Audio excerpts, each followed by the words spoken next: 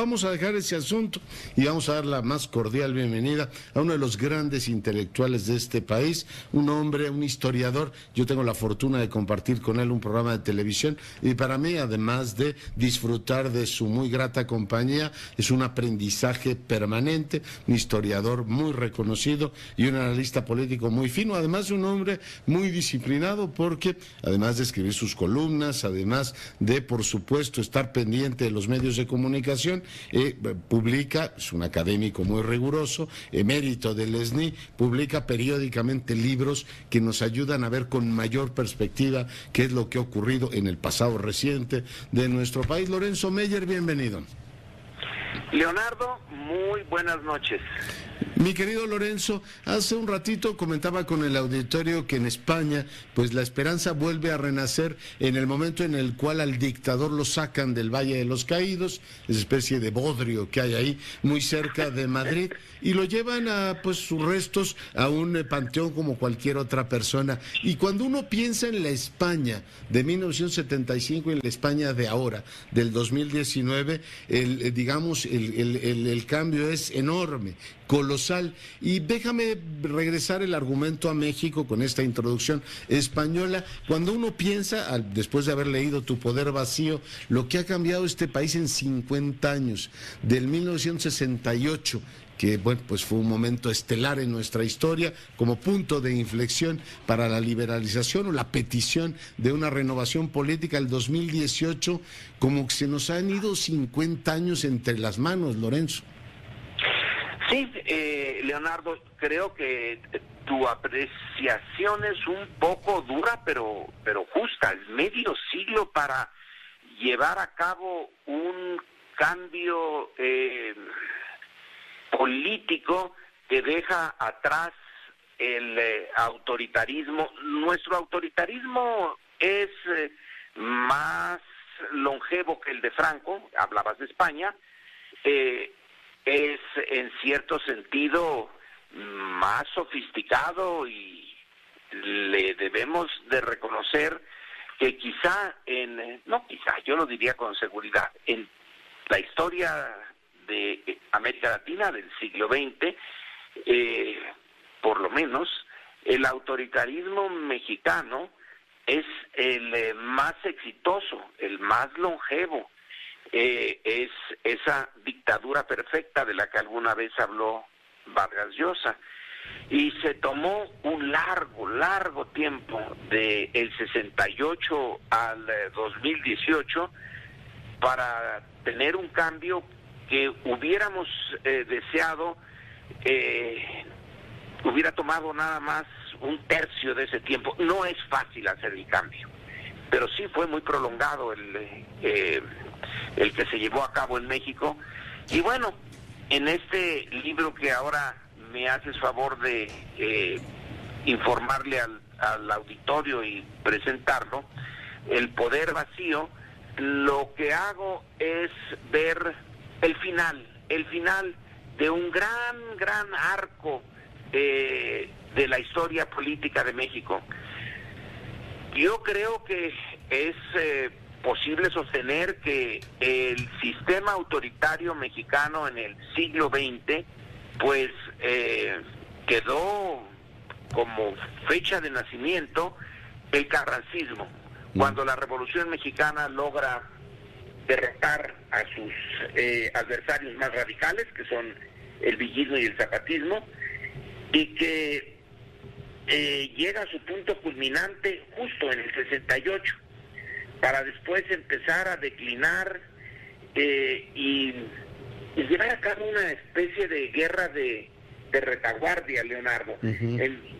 Como que los ejércitos ya no pueden seguir manteniendo su posición, van retrocediendo, pero retroceden muy lento, y peleando cada posición hasta que finalmente, eso es lo que yo veo en el libro, en la parte final de este largo ciclo, que es el peñanietismo, sí.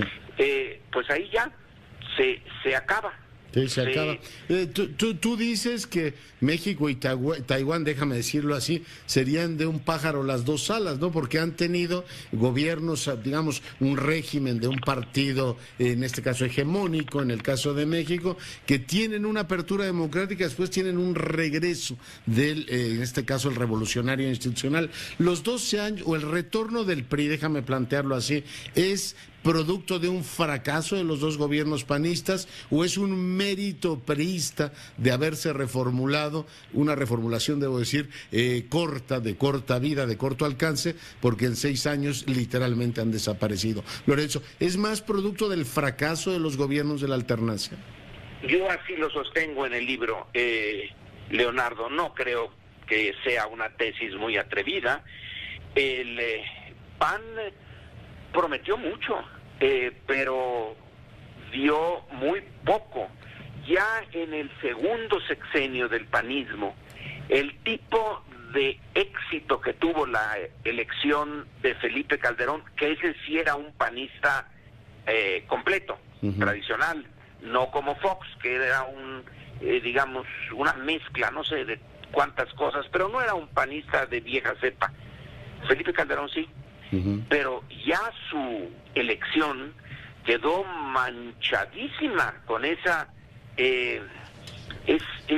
sabor a manipulación. Victoria sin credibilidad las llamas, como llaman más adelante la del PRI en el Estado de México en el 17, ¿no? Pues sí, y entonces el final de este segundo sexenio panista es, francamente escandaloso. Recibe muy poco apoyo electoral al final de Calderón. La candidata del PAN queda en tercer lugar después de haber, el PAN administró el gobierno. Sí, 12 años. Y ese es un castigo durísimo, porque... Como el que tuvo el PRI en el 18, ¿no? Exactamente, pero primero es el PAN el que es castigado. En 12 años gastó su capital. Ya lo había dicho de una manera muy interesante Daniel Cosío Villegas mucho tiempo atrás, en el 1947, en su famoso y pequeño pero profundo ensayo de la crisis de México. En ese, recuerdas, creo que lo hemos discutido, Leonardo, que don Daniel señaló que en caso de que la derecha llegara a ganar, y él pensaba, pues la derecha es el PAN, tendría un problema de mucho fondo y no podría gobernar a México. ¿Y cuál era el problema de mucho fondo? La naturaleza clasista y cultural del PAN. El PAN era clase media, no conocía, no manejaba el México profundo. Sí. Y sus líderes políticos eran, pues sí, muy buenos como clase media, una clase media educada, piadosa, etcétera. Pero Daniel decía, a México esa clase política no lo gobierna, no lo conoce. Ese opúsculo es el libro de cabecera, o era por lo menos, del hoy presidente, ¿verdad? Sí, de cabecera, y en un fin de año lo regaló en una edición muy Tengo muy mi ejemplar de regalo institucional del entonces jefe de gobierno. Oye, hay una cosa que digo yo que no es apta para menores de edad en tu libro, porque todos tenemos como la mentira esta edificante que hay un Estado que funciona muy bien. En los últimos tiempos hemos dicho que si es un Estado disfuncional. Bueno, yo te mantengo la tesis de que es un Estado disfuncional, otros lo llaman fallido, pero tú nos dices, en realidad es una entelequia que tampoco es que tenga mucha musculatura y tampoco un esqueleto muy potente, Lorenzo. En efecto, quizá es una interpretación que puede ser, calificada de exagerada, radical.